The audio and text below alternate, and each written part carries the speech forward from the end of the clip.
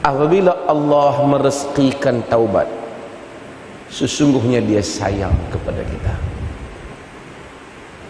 Dia sayang kepada kita. Apabila Allah mencampakkan rasa menyesal dalam diri insan, Allah sayangkan insan tu. Bila Allah campakkan perasaan dalam hati kita gelisah bila kita tak solat lagi, Allah sayangkan kita. Bila Allah campakkan rasa bersalah kalau kita terlambat solat, Allah sayangkan kita. Tidaklah dapat kita mendatangi salat ini melainkan dengan pertolongannya semata-mata. Sebab itu di dalam salat, kita yang bersalat kita sebut ihdinas siratal mustaqim. Tunjukkanlah kami jalan yang mustaqim, jalan yang lurus. Kenapa kita minta Allah ihdina? Dalam maksud bahasanya, maksudnya berikanlah petunjuk kepada kami daripada hidayah. Kenapa minta petunjuk sedangkan kita telah salat? Macam ada satu orang ceramah Kristian, dia kata orang Islam yakin mereka sesat, sebab itu mereka sentiasa sebut ihdinas siratal mustaqim. Kerana dia tidak faham betapa banyaknya lapisan-lapisan kepada petunjuk Tuhan. Kadang-kadang Allah rezekikan ilmu, tahu yang benar, tahu yang salah, tetapi Dia tidak merezekikan taufik, tak mampu nak mengikut yang benar. Bukan semua yang mengetahui yang benar itu mampu mengikut yang benar. Jika tak adalah ulama su, ulama jahat. Sebab itu Allah tidak pernah mensifatkan mana-mana hambanya dengan anjing, melainkan ulama yang menjual agamanya. Famathaluhu kamathalil kalb. Bandingan orang yang menjual agama itu sama seperti anjing.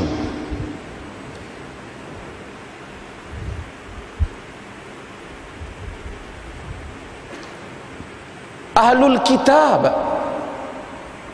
tahu kebenaran Nabi Muhammad. Allah kata tentang ahlul kitab, ya'rifunahu kama ya'rifuna abna'ahum wa inna fariqan minhum la yaktumuna haqqa wa hum ya'lamun. Mereka mengenali Muhammad itu seperti mana mereka mengenali anak mereka sendiri,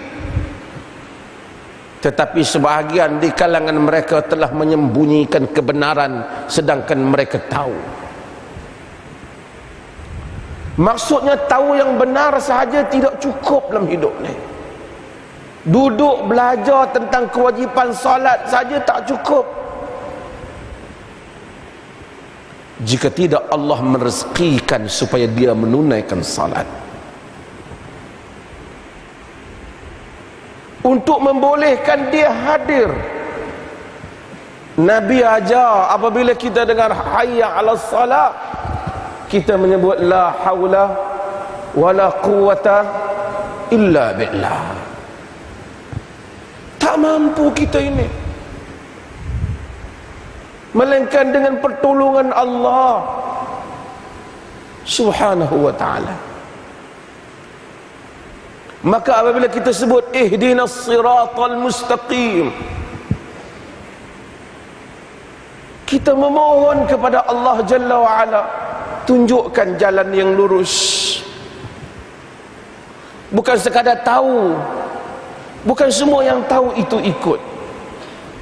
Dalam satu saf salat yang panjang, dalam masjid yang seperti ini, mungkin ada berpuluh-puluh orang, tapi jauh dan dekat mereka kepada Tuhan ketika salat tidaklah sama.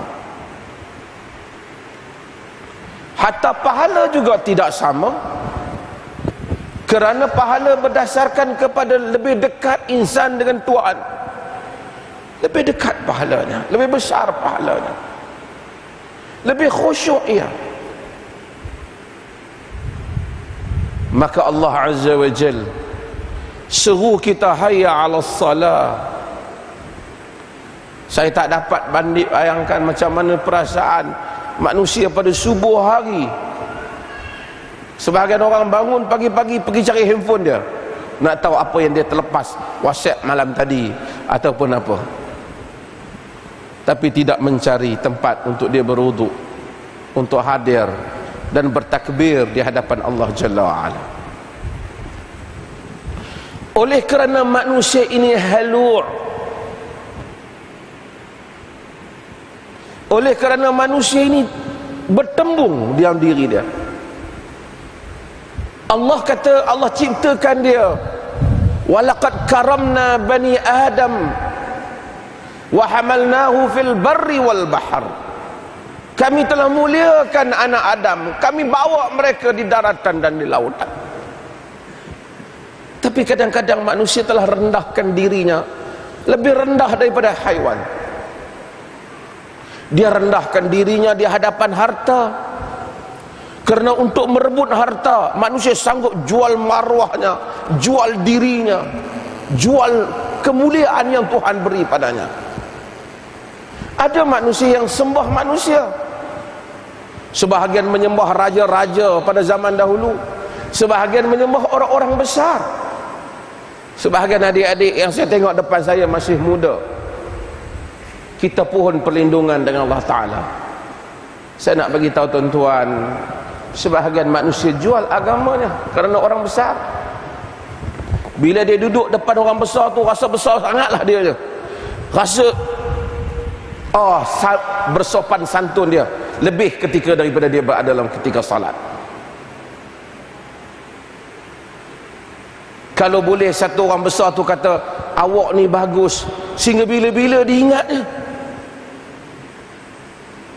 Dipanggil tengah malam, ia datang, walaupun ternyata pemimpinnya itu salah, bohong, khianat, tetap dibelanya, ditepuk tangannya tak henti-henti.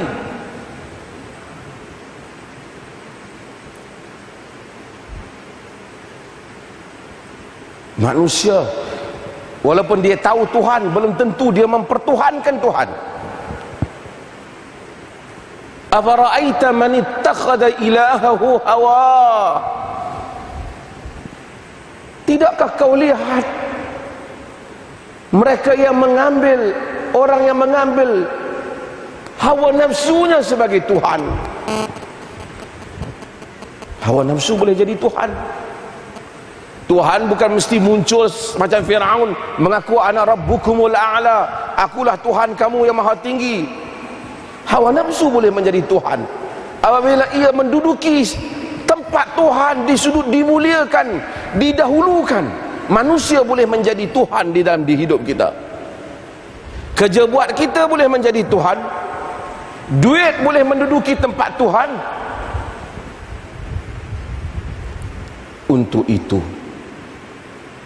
Untuk itu maka apabila manusia memulakan salat, Allah menyuruh kita memasuki salat dengan Allahu Akbar. Allah yang maha besar.